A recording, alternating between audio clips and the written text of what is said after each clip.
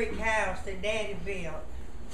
Built two of them on the FHA, and he borrowed $1,700 to build both of them. And he used scrap lumber from all his business that he had built through the years to build that brick house and the one up on the hill. And in the meantime, Bryson Graham had married, and he built him a service station right across the road from where we lived. Well, after Mama didn't get on right away up there, and after she had to be retired from up at Tutwiler, she was real hard up for money, and I had just married and did not have a place to live. So she rented out the house, the brick house, all except what we call the sleeping porch, was a big long room about this long, and one room at the back. I don't know whether it was a Luke or not, somebody else came in there and put a sink in that bedroom. It was a bedroom, and they put a sink and a stove in there. And I had to tote my water from the bathroom. They rented the house out to this man that was in charge of the REA. What was his name, Lou? Red Smitherman, and his wife. Used to be married in the Shores family. She was married to Jack Shores, who Jack was Jones's brother. And they divorced, and she married Red Smitherman. Yeah. And Mama drove, me and Jimmy lived in that sleeping porch in one bedroom, and that's where we were living when Marlene was born. We did not have a bed to put her in when we came home. We pulled the chest of drawers out and set it in the chair. That's where she was sleeping. Well, Bryson Graham's wife came down to see Marlene after we got home from the hospital. She had a little white bed that she had had for her children. She brought the little white bed down, it was about so big. That's where Marlene slept. Then Mama was going back and forth to act like that. She couldn't even come home anymore because she didn't have a place to sleep at home. Because me and Jimmy and Marlene done took up the house, so she started staying some up at Lucas's.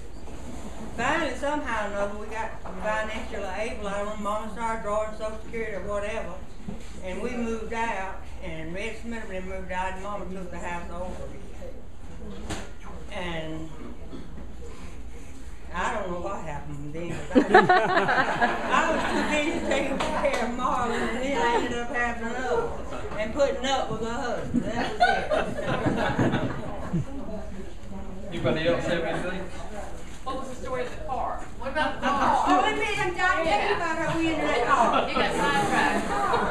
During all that time, Mama was trying to find first one thing and another to do, so the Week Uncle Harold had a contest going on. She read about it in the paper.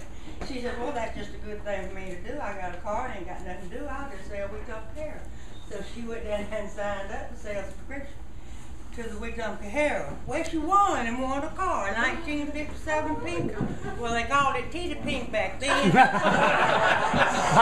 Who called it that, Joe? Yeah, who called it that? Everybody called it when they was, when it wasn't around a lot. But I know where it is, so it doesn't matter. But that's what they called it. And John T. has that car, I guess, don't you? And you still get it to drive it? Mama used to go to the In a contest. she used to change service stations. Sometimes we got gas on every one morning. And we come, if they were working at a service station, they just go pray Mama would come to that service station to get gas because they loved that car. And then that was the only car. And then I don't think Lulu even knows about this. She and Dixie, after all that took place, she and Dixie signed up to help make a map for the REA. Do you remember that? The map that the REA uses right now that was made back in the 50s was made by my mama and Dixie LaDeer, Mason's wife. They went every place they go and I put a little mark here, a little mark here, a little mark here. So she was making some money. I had never heard that car story. That is a great story.